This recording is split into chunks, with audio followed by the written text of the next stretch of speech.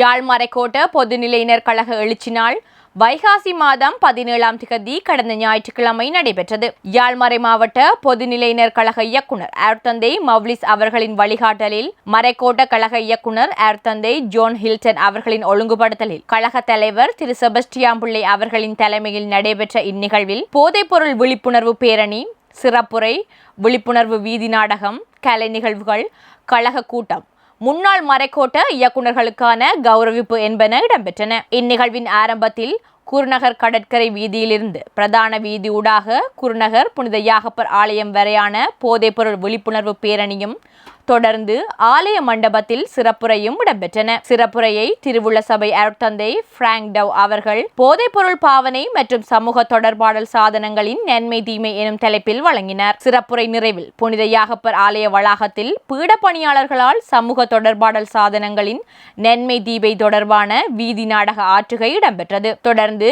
கழக கூட்டமும் கலை நிகழ்வுகளும் முன்னாள் மறைக்கோட்ட இயக்குநர்கள் அருட்தந்தையர்கள் ரொஹான், ரேமண்ட் ரெனால்ட், கஜீஸ்காந்த் ஆகியோருக்கான கௌரவிப்பு நிகழ்வும் நடைபெற்றன. இந்நிகழ்வில் கொழும்புத்துறை புனித பிரான்சிஸ் சவேரியார் உயர் குருத்துவ கல்லூரி அதிபர் அருட்தந்தை தயாபரன் அவர்கள் பிரதம விருந்தினராகவும், அருட்தந்தை மௌலிஸ், மூத்த பொதுநிலை மறையாசிரியர் ஜெயசீலன், அருட்தந்தை ஜோன் ஹில்டன் ஆகியோர் சிறப்பு விருந்தினர்களாகவும் கலந்து கொண்டனர்.